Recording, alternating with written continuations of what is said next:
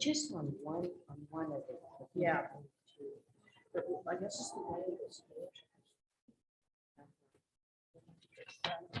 I'm sure. Yeah, there probably is. I just don't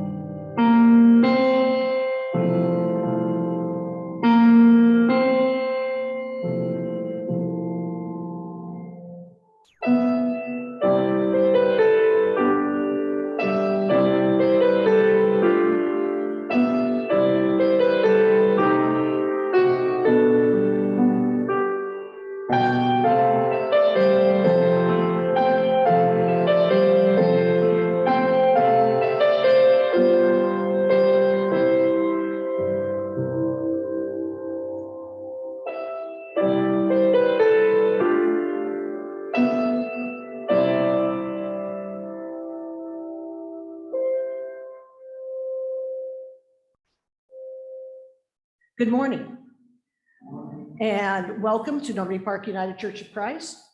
As you can see, I am not Amy. Amy is Sunday off, and I am Vicki Nichols. I am the moderator, and you'll learn a little more about me through my sermon, through the sermon time today. I would like to further welcome you and hope you enjoy our service today. And our land acknowledgement. As we begin our worship this morning, I'd like to acknowledge, as always, that our church resides on the land originally inhabited by the Duwamish people, who we shall remember are still here, and they remain unrecognized by the federal government. While acknowledging these facts is important to bring to our consciousness and recognition, it is still only a token of appreciation and a limited step toward true justice for the Duwamish and all Native people. May we find ways to work together as a community to recognize the humanity and the gifts that they have stewarded for us for so many generations before our own.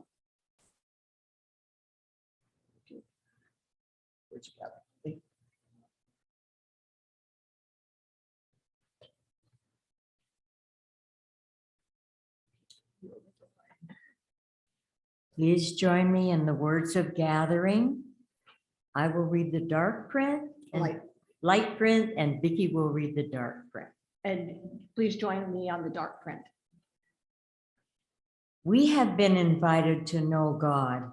Let us experience God's wisdom. We have been invited to bear God's justice. Let us see the justice of God. We have been invited to enter God's truth. We have been invited to enter God's love for us. Please join me in singing "You Are Welcome Here," brand new and old friends.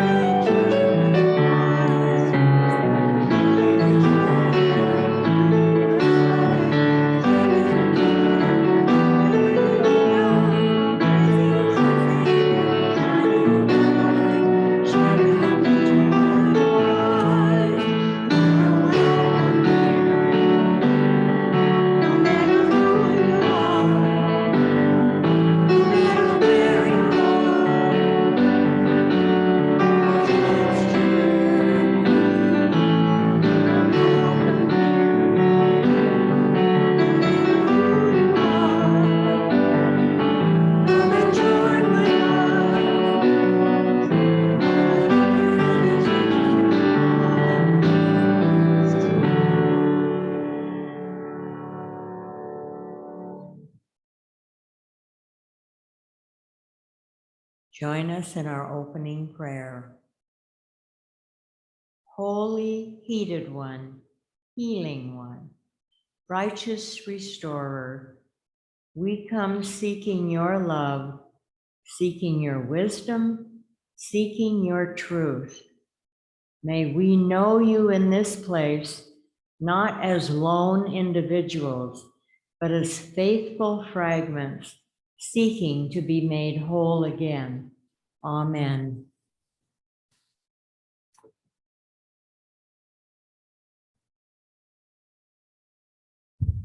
A few of our choir members fell ill this morning, and so to step in, I'll perform a solo piece of music by Louis Moreau Gottschalk. He was a composer down in the French Creole region in New Orleans in about the 1860s. And this preceded what we would call ragtime, tradition that we all know so well in this country. Certainly, if nothing else, from the ice cream truck song, as I tell my piano students. But this predates that by a good 40 years, and you'll hear these European march rhythms married with Puerto Rican folk song that Gottschalk heard when he was on tour there once in the 1860s.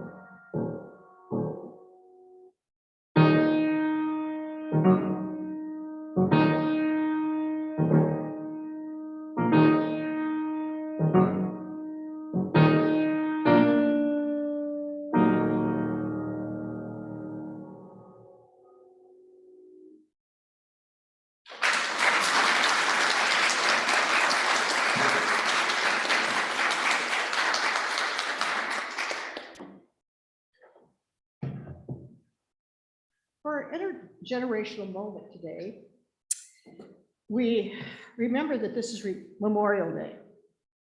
Memorial Day started as a way of honoring the people who never came back from war.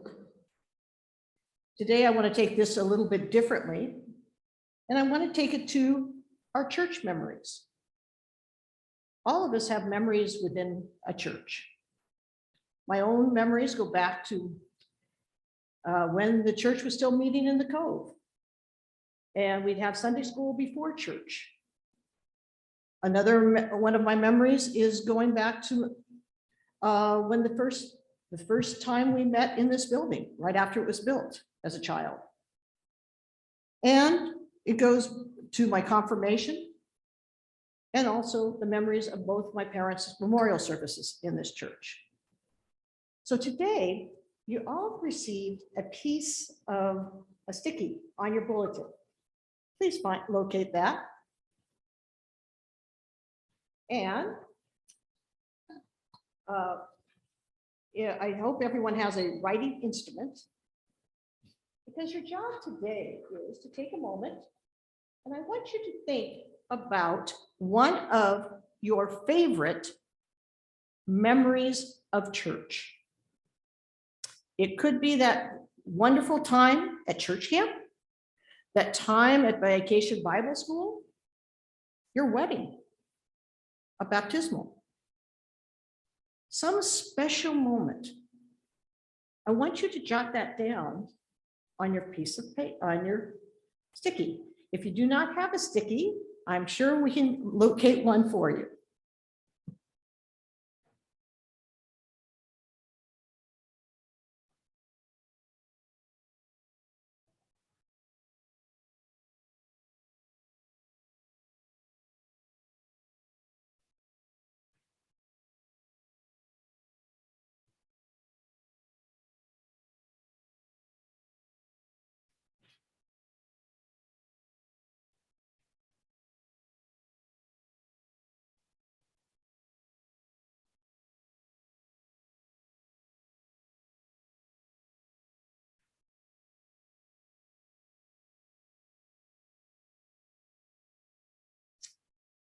And what I'm going to ask you to do with that sticky when you're finished writing, and as you leave church today, I'd like you to place them on the back table by the collection plate. That way we can all kind of look at each other's memories, because memories are something that fills everyone, and and it lets people know what is special to us about the church. And so that is our intergenerational moment for today. So would you join me in saying the Lord's Prayer? And after that, the youth is excused to go to church school. And so let us begin. Our Creator, who art in heaven, hallowed be thy name. Thy kingdom come, thy will be done on earth as it is in heaven. Give us our daily bread and forgive us our sins as we forgive those who sinned against us. And lead us not into temptation, but deliver us from evil. For thine is the kingdom and the power and the glory forever. Amen.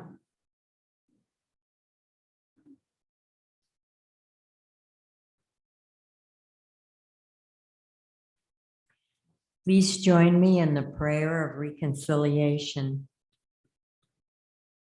Creating God, in selfishness and insecurity, we continue to trade your healing for our animosity, your calling for our comfort, your truth for our traditions, your covenant for our conventions, your faithfulness for our fragmentation, your care for our own convenience, your solidarity for our self-righteousness, your promise for our praise. Forgive us, we pray. Speak to us again of your love that we may know you, and by knowing you, we may once again be made whole. Amen. These are the words of assurance. Beloved of God, hear the good news. God's love never fails us. Even in our division and despair, God desires to be made known. We are forgiven. We are welcome. We are one. Amen.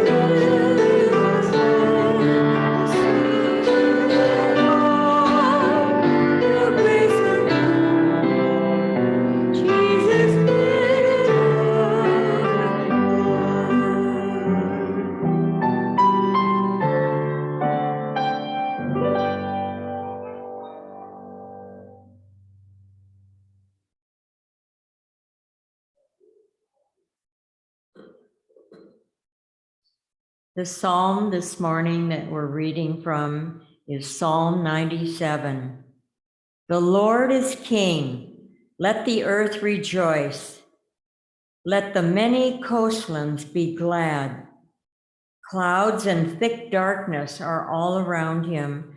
Righteousness and justice are the foundation of his throne. Fire goes before him and consumes his adversaries on every side. His lightnings light up the world. The earth sees and trembles. The mountains melt like wax before the Lord of all the earth. The heavens proclaim his righteousness, and all the peoples behold the glory. All servants of images are put to shame. Those who make their boast in worthless idols, all gods bow down before him. Zion hears and is glad, and the towns of Judah rejoice because of all your judgments, O God. For you, O Lord, are the most high over all the earth. You are exalted far above all gods. You who love the Lord hate evil. He guards the lives of his faithful. He rescues them from the hand of the wicked. Light dawns for the righteous and joy for the upright in heart.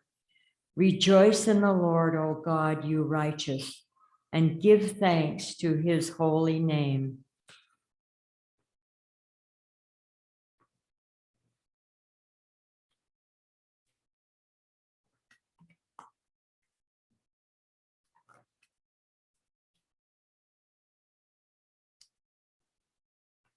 Our New Testament reading comes from Acts 16, verses 16 through 34. About midnight, Paul and Silas were praying and singing hymns to God, and the prisoners were listening to them. Suddenly, there was an earthquake so violent that the foundations of the prisons were shaking. And immediately all the doors were opened and everyone's chains were unfastened.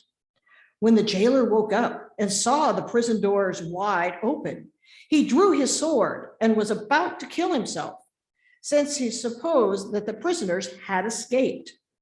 But Paul shouted in a loud voice, "Do not harm yourself, for we are all here." The jailer looked for lights and rushed in. He fell down trembling before Paul and Silas. Then he brought them outside and said, "Sirs, what must I do to be saved?" They answered, "Believe in the Lord Jesus, and you will be saved, you and your household." And they spoke the word of the Lord to him and to all who were in his house. At the same hour of the night, he took them, washed their wounds, and then he and the entire family was baptized without delay. He brought them up into the house and set food before them, and he and the entire household rejoiced that he had become a believer of God. And now join us in our next song, "Open Your Hearts." You may remain seated.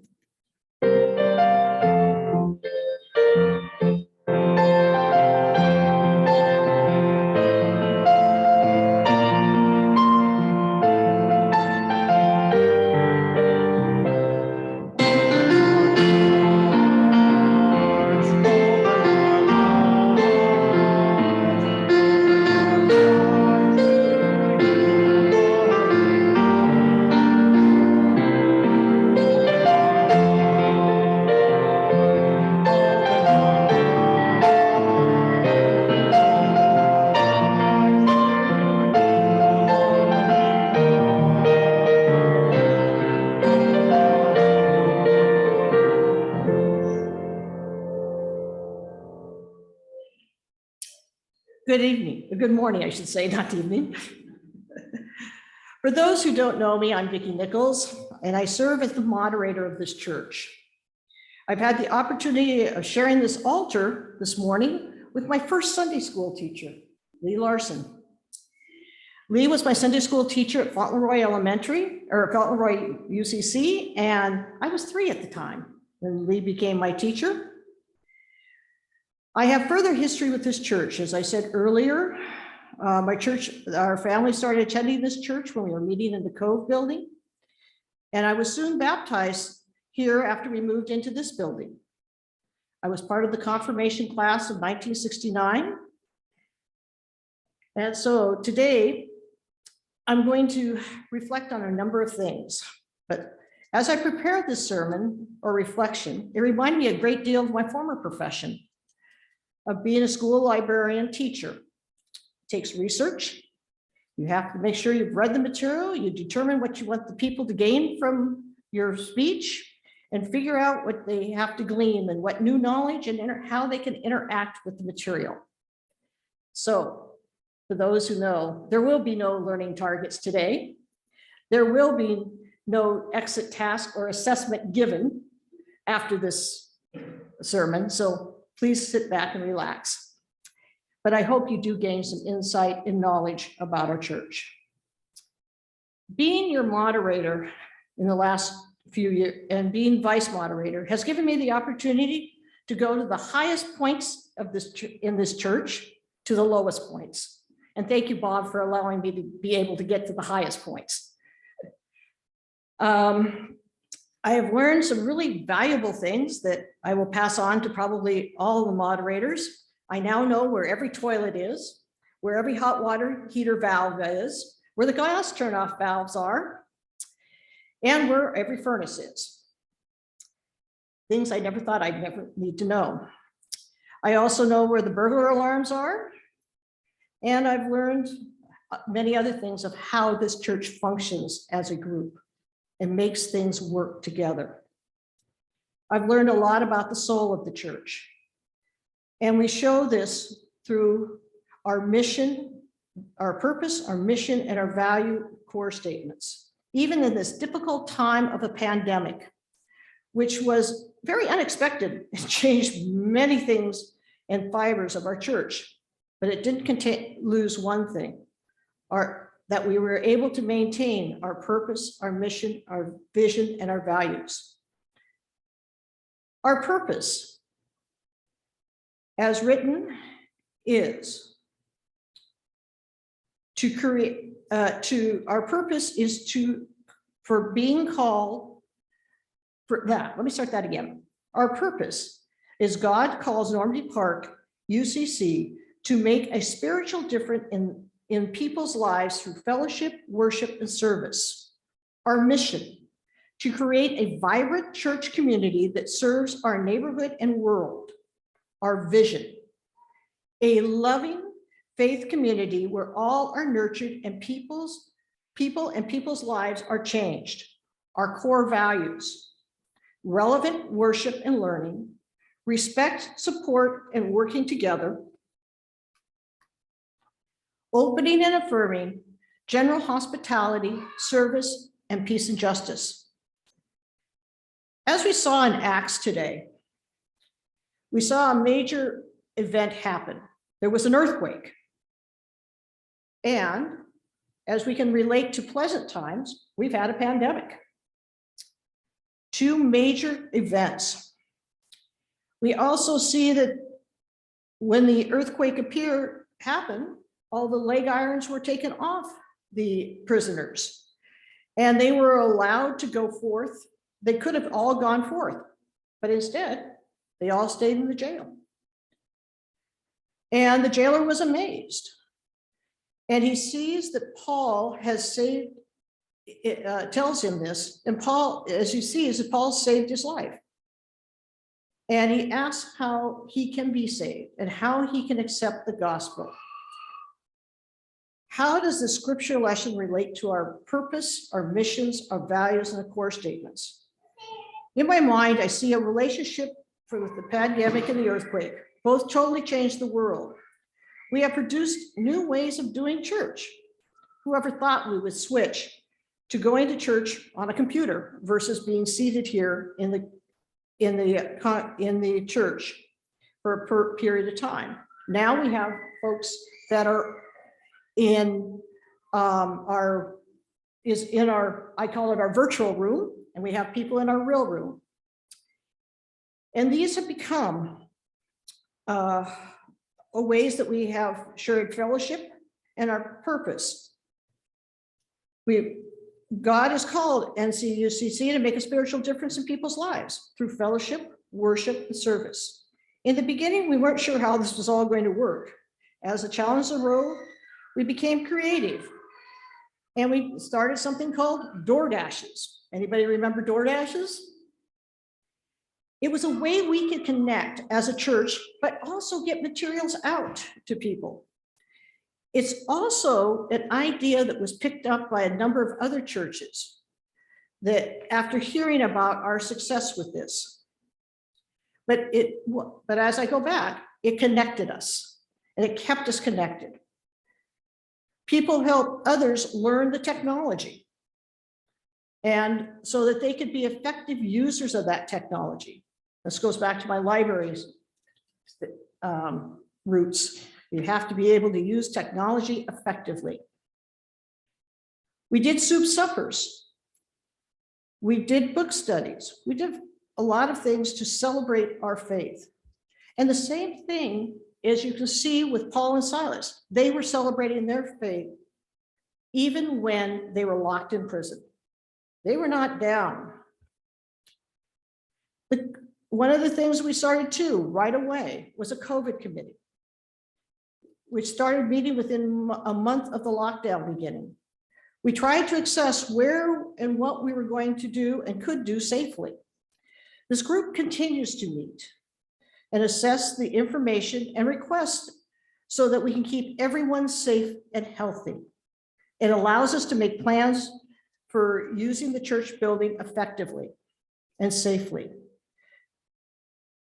And this makes us be a vibrant church community and assures us that we are part of our neighborhood and the world as we move ahead in our work.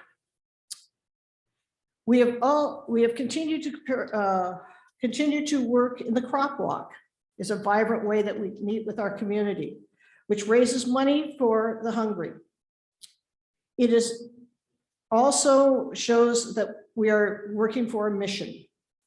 Now, the crop walk has not always looked the same as it has in past years. We've had people do it on their own. We've had people that followed people around spaced apart. This year, we were able to do a more traditional crop walk. But we also raised over $5,000 for this year. We also have shown hospitality and a commitment to our world by our drop-off Sundays, where different members of the congregation have opened the back of their cars, and we've given to Hospitality House, Burien for Des Moines and White Center Food Bank.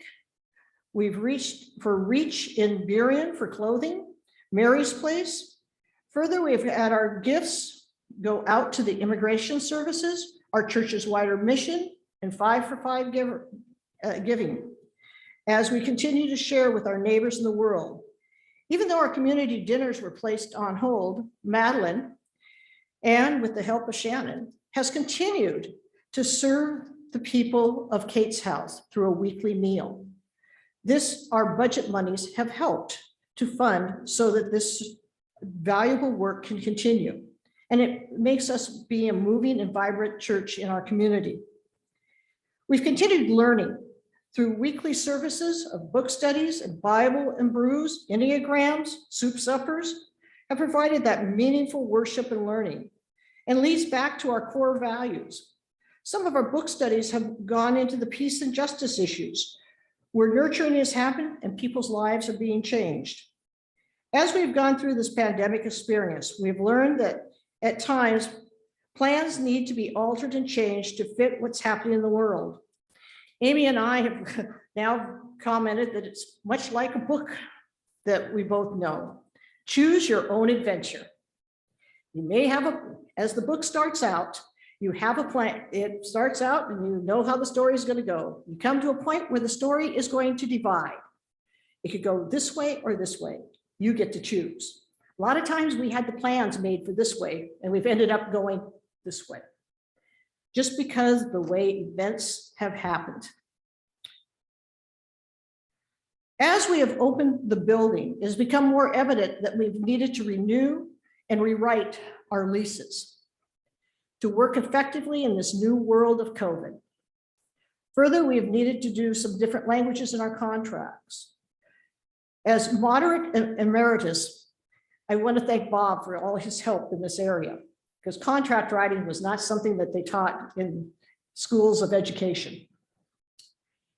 At this point, we have the city of Normandy Park using our preschool and nursery rooms on a 5-day rental during the school year, which has required us a new contract, but a wonderful partnership has formed between the city and the church, allowing children to attend preschool. Thus, we're helping to serve our neighborhood by leasing this space to young children so young children can learn. Further, by getting ready for this rental, we showed another one of our core values of working together, because we needed to work together to do a lot of cleaning. And we did a lot of cleaning and sorting for these. The Corsharian Church approached us this fall after using us as a rental to become a full-time renter of our fellowship hall, which facilitated another contract. But it's went back to one of our core values, celebrating diversity. It also went back to worship and guaranteed hospitality as we welcomed a new congregation to our complex. Just about this time when our Croche Ryan Church was coming into us, David Storm, who had been living in our house, in our parsonage, became ill. And it facilitated that he needed to move down to Oregon with his sisters, which meant the house was empty. A new problem to solve, a new opening. A couple moved in, and it was a good thing they did, because during that very, very cold weather snap we had, the furnace broke. If they had not been in the house at that time, we would never have known the furnace was not completely working. And it could have led to some very big damages. But we were able, Bob and Peter Barton, were able to repair working, able to continue. And we changed renters. We now have a family unit living in the parsonage, performing work around the grounds and in the church for part of their rent. They have completed their 90-day lease and are now moving into a new long-term lease. If you take a look at your chairs today, you'll notice that you're sitting in the wooden ones with the nice cushions. All of those chairs were polished and refurbished with help of our renters, which shows us that we were using our core values of vision and service. Okay.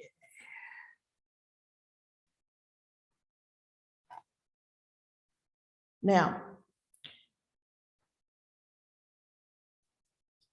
last spring and summer, we raised money to conduct a major roofing project to preserve and protect the church through our Care, Share, and Repair program.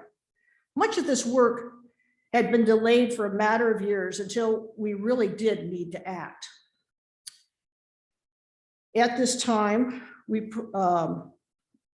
put on a new roof on this sanctuary. We painted the outside of the church and preserved the area around the stained glass. This year, we're going to continue to use, because of the amount of money we raised, we're going to continue to do more work. We're going to be, first of all, repainting the fellowship hall, repainting the parsonage, and repairing the big brown sign out in front. And this will pretty much empty the monies that we raised from our Care, and Repair program last year. So we're launching Care, Share, and Repair Part 2. Part of that money is going to be placed into looking at other projects. You need to remember that the house was built, the parsonage was built in the 1920s. Our main church was built in the early 60s. And the early 90s is our fellowship hall. As any of us know, as being a homeowner, older buildings need help. And we need to look at things between furnaces, ventilation, cooling, plumbing, and what else could go wrong. We need to have money available. An example of what can go wrong was last summer, we had a major water pipe spring a leak. That's where I learned where all the turnoff valves were. We were able to act and get it repaired. We joined a group called Homeowners Club that provided us with reputable contractors who are vetted and it can provide emergency services. We do not at this time have the people here to do the work. We're going to have to hire this work out. As you look around, we're not spring chickens any longer. So this is why we're launching Care, Share, and Repair Part 2. We also are looking at starting community meals again this summer, but we need to show if there's interest in working on them. Since it takes more than 1 or 2 people to do an activity, we need to have more. There will be we need to realize that if there's interest, and as we emerge from this pandemic, there will be more of these types of things. Another ministry that we've started is a bit unusual, but we've had 90 different participants in it. It's our slot car track. How many of you, by a raise of hand, knew we had a slot car track? Good. Now, not many people have a slot car track that goes up into the ceiling, but it's another way we're showing our community that we have hospitality and we're providing a service. We're allowing people to do something fun. By your generous giving to OCWM, it has allowed me to be a part of a conference moderators group. This group is from all over the state, from all sizes of congregations. It's a great resource in that this group shares what's going well in their congregations and where the problems are. And then we share resources to be able to solve problems. Also, through the national conference, there's been pastoral care workshops, there's been budgeting in inflationary times, COVID law in the workplace. Have been a few of the events that I have attended. I know others in the congregation have attended other events that go back to our core values and our mission. I know others will take advantage of the opportunities with the conference and national. We've been able to gain and maintain membership by using our Zoom worship and hybrid worship, which goes back to our core value of relevant worship and learning. Further, it has allowed us to be with people that we may have lost, we would lose, and are in many different places. Today, we even have someone who's come to us from the New Orleans area. And so it's allowed us to continue to be relevant in our world. So I guess what I want to say today is, as you see opportunities, please sign up for them. As you see things to participate in, help us to maintain our vibrant church. Plus, more hands make lighter work. And also, we have, remember that we need to support our youth with their Sunday on June 11th after church, their fundraiser for going on Blue Theology. I want to thank our church council for taking on the hard work and discussions that we've had. The council meets monthly for over 2 hours, going over church business, deciding next steps, staying up to date on what's happening in the church.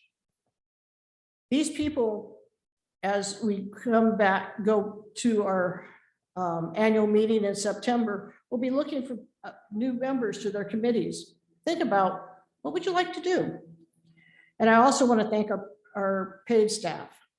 Kirsten for all her help when I needed different pieces of information, for Kevin for every piece of knowledge of technologies and other parts.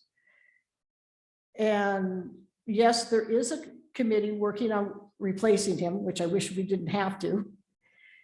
Amy, I want to thank because we talk over and listen to each other thoughtfully, and we're not afraid to voice opinions to each other. There are many groups around the church too who do different jobs that nobody really realizes. There's people who weed, there's people who water, there's people who trim, there's people who dust. There are people who help keep our grounds going, which it shows service as one of our core community values. So as we continue, we have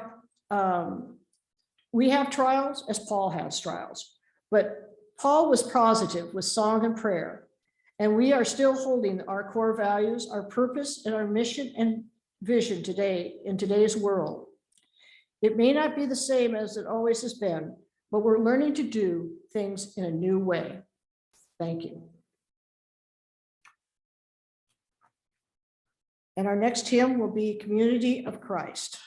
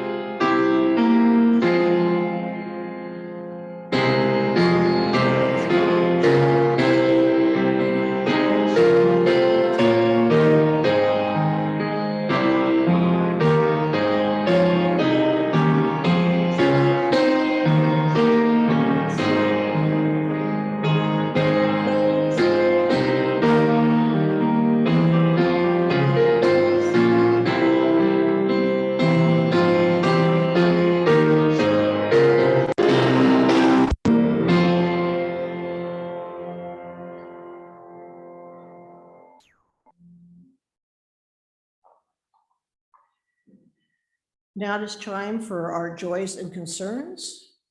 It is time for time, tournament, and treasures. As you can see, coming in June 4th, Burien Pride Festival, June 5th, Graduation Sunday, June 5th, Strengthen the Church Offering, June 12th, Ice Cream Sundays fundraiser, and June 19th, Strawberry Brunch. Are there any other time, talent, and treasure announcements?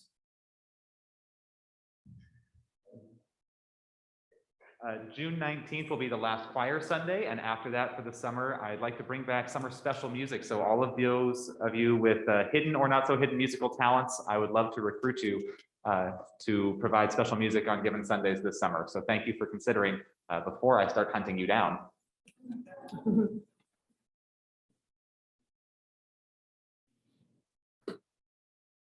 Hi, I'm Nancy Allen, and speaking of June events, Steve and I are the deacons of the month. So we'll be looking to you after church to sign up to be lay leaders and flower providers and greeters. So don't run off. Thank you. And also Bibles and Brews this Friday at 7 p.m. And please sign up in the office to volunteer for the kids area at Burien Pride Parade this Sunday. Message from Lynn.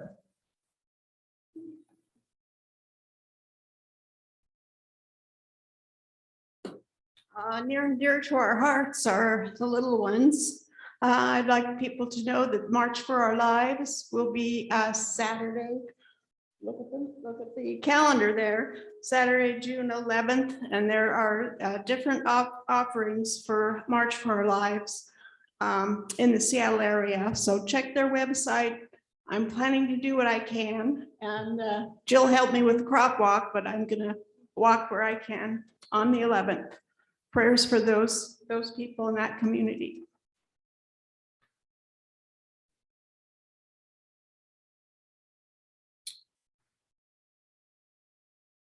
Are there any other time, talent, and treasures? You've gotten the Zoom ones, okay. Oops, got one more. Come on, Jill.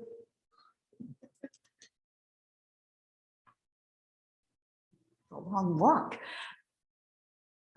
Good morning. Please forgive me for leaving my mask on. I was blessed enough to be invited by Barbara Gray and Lee Weber, and we went up this past weekend or week or whenever it was, and visited Snoqualmie, the city of Snoqualmie, and the art gallery there, where Miss Burley, where our former drummer was gifted enough to have her artwork, her paintings, and it was a beautiful time. Of course, I purchased artwork, not that I needed it, but it was so wonderful to see the artwork of other people in my church and community. And I would say they're open. You have to probably wear your mask, but you don't always have to wear a mask. And it's a wonderful time outside. So I would have you check out the talent of Christine in our community. Thank you.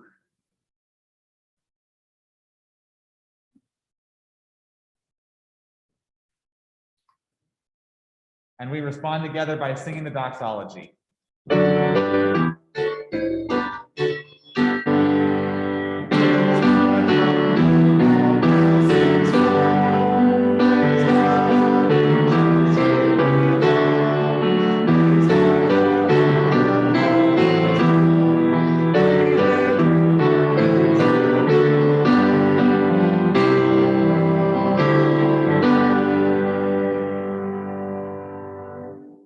May the joy of our healer go with us. May we go knowing the love of God. May we go forth in the power and the peace of the Holy Spirit.